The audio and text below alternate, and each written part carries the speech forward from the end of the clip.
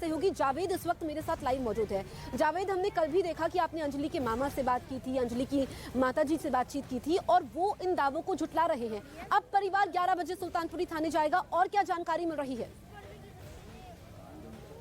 देखिए, इसमें अपडेट यही है कि परिवार जो है अब से थोड़ी देर बाद सुल्तानपुरी थाने जाएगा और ये मांग करेगा कि 302 का मुकदमा दर्ज किया जाए, क्योंकि परिवार ये कह रहा है कि हत्या हुई है, ब्रूटल तरीके से हत्या हुई है।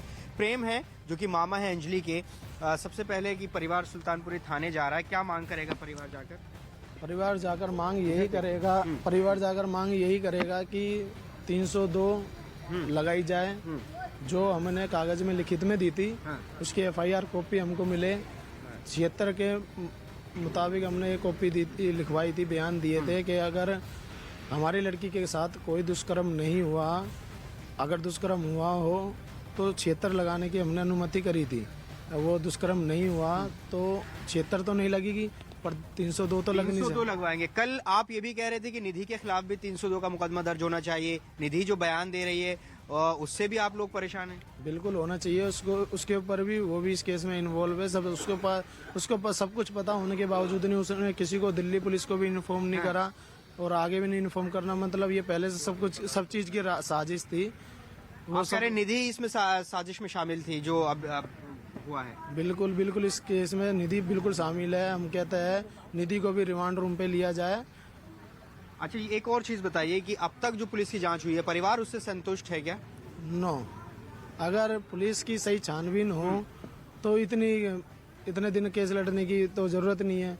उससे सख्ताई से पेश आए, उसको रिमांड पे लिया जाए। कैसे क्या हुआ क्या नहीं हुआ उसको सब कुछ पता है। वो साजिश है, प्लानिंग है, हत्या आई है। हमारे को इंसाफ चाहिए। अच्छा, आज रिमांड भी पूरी हो रही है जो आरोपी इसमें पकड़े गए। क्या आप मांग करेंगे क्या उनकी रिमांड और बढ़े और पूछताछ होनी चाहिए?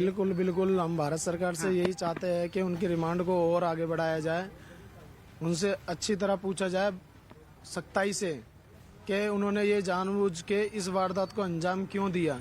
देखिए, अब परिवार अभी भी अपनी उस मांग पर कायम है कि बताया जाए कि इस वारदात को अंजाम क्यों दिया गया।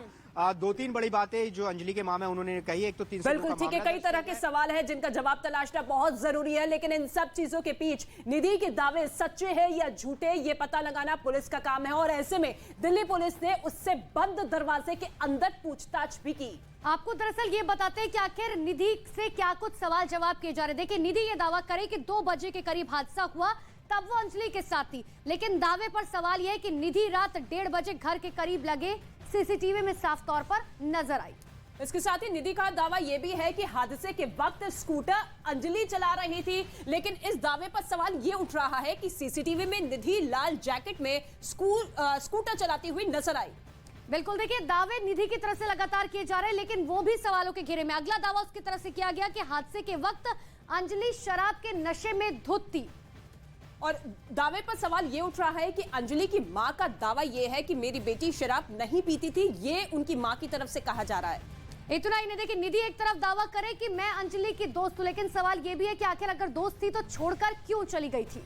और इसी पर अंजलि की मां का दावा यह है कि मैं निधि को नहीं जानती थी, जो कि लगातार अपने आप को दोस्त बता रही है। देखिए, अगला दावा जो है वो ये है कि अंजलि होटल में बॉयफ्रेंड से मिलने गई थी। इतना ही नहीं, ये भी उसने कहा कि देखिए, बॉयफ्रेंड से लड़ाई हो गई थी और इसी वजह से बहुत गुस्से में थी वो। लेकिन इसी पर सवाल ये है कि बॉयफ्रेंड है तो कहां है, अब तक सामने क्यों नहीं आया है, क्योंकि तमाम जांच पड़ताल जिस तरीके से आगे बढ़ती हुई नजर आ रही है, अभी तक बॉयफ्रेंड के बारे में कोई जानकारी नहीं। देखिए, अगला दावा जो है वो ये है कि होटल में अंजलि के बॉयफ्रेंड से झगड़ा हुआ था, अंजलि का उसके बॉयफ्रेंड से झगड़ा हुआ था, जो निधि दावा करे कि हाँ, उसका उसके बॉयफ्रेंड से झगड़ा हुआ था। और इसी पर सवाल यह है कि अगर अंजलि और बॉयफ्रेंड के बीच झगड़ा हुआ तो झगड़े की वजह क्या थी।